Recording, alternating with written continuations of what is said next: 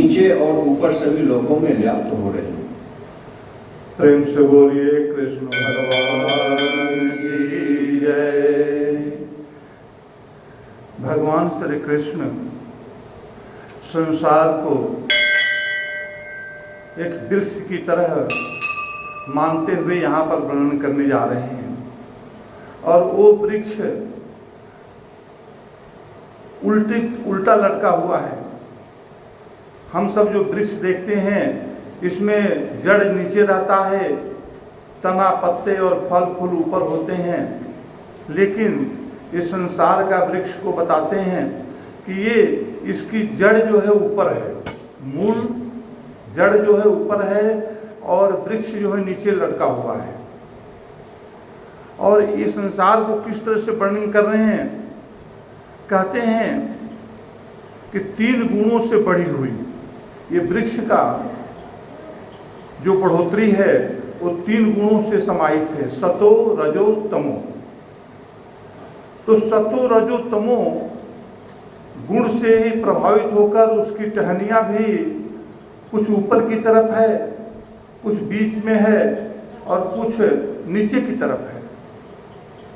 तो जो ऊपर की तरफ टहनियाँ है वो सतो गुणी रूपी है, जो मध्य में है वो रजो रूपी है और जो नीचे की तरफ लटकी हुई है वो तो यानी कि तीनों लोग, स्वर्ग लोक, मृत्यु लोक और नरक लोक, ये सभी लोगों को यहाँ पर बता रहे हैं कि उसके पत्ते और टहनियाँ जो है सब जगह लटकी हुई है, सब जगह है।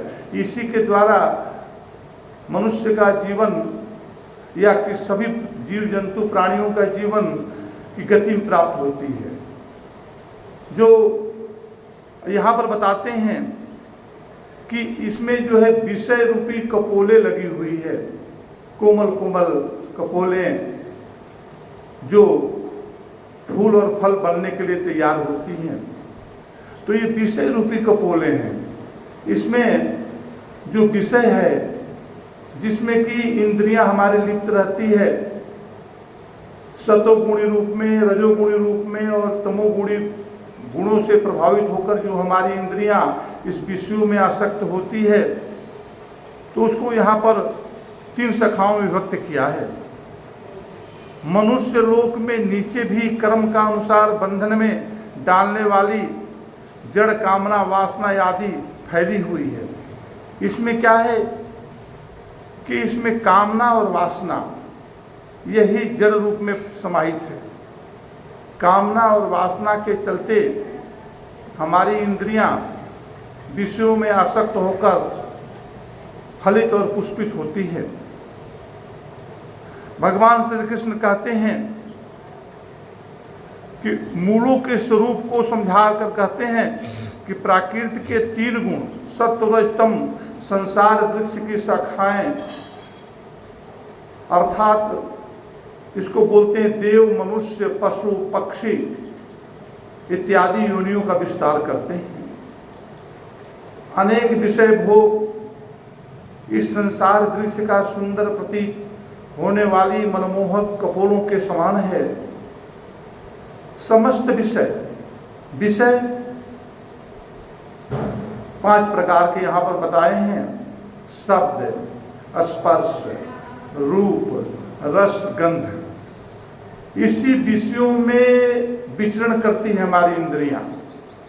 शब्दों में विचरण करती है, स्पर्श में, रूप में, रस में और गंध में।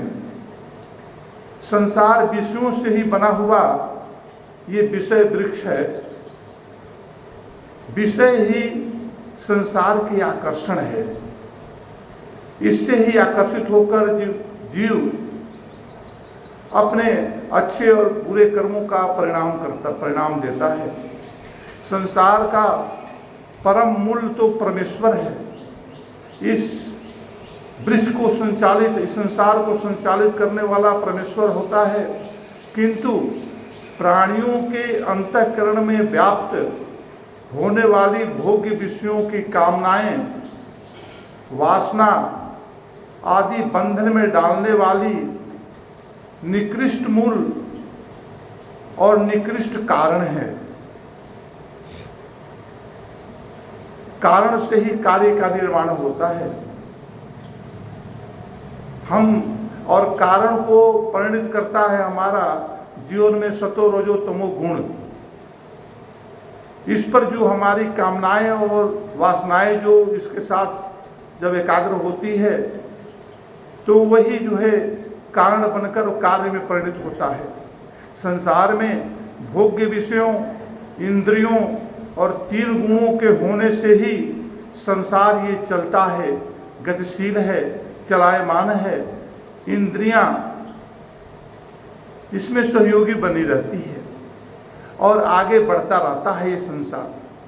आज जो जन्म लेता है इस सृष्टि में वो शक्ति होती है जो उसे जन्म भी देती है, उसे पालन भी करती है और उसका संहार भी करती है।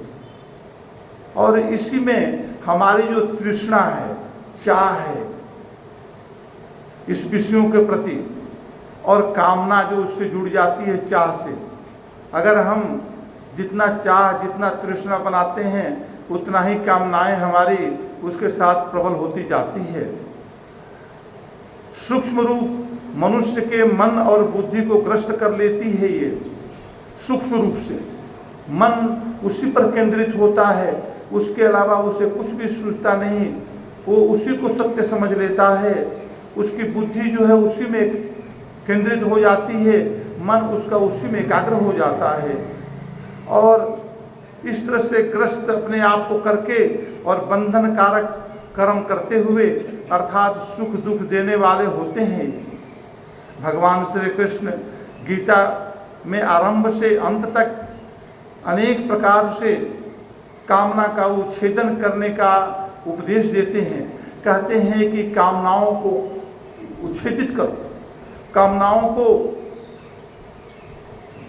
फलित और पुष्पित मत करो, इससे वैराग्य पैदा करो, क्योंकि कामनाएं ही हमारे जीवन में ये बंधन का कारण बनती है।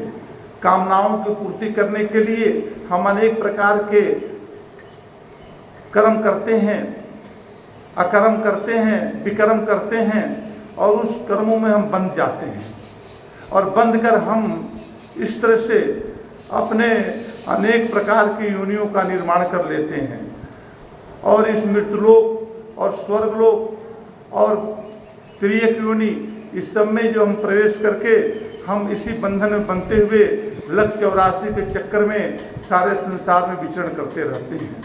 तो यहाँ पर कैसे उससे मुक्ति हो, कैसे उससे हम अपने आप को अलग करें, इसके लिए भगवान श्री कृष्ण कहते हैं कि कामना का उच्छेदन परमात्मा को प्राप्त होने का अनिवार्य और आवश्यक साधन है।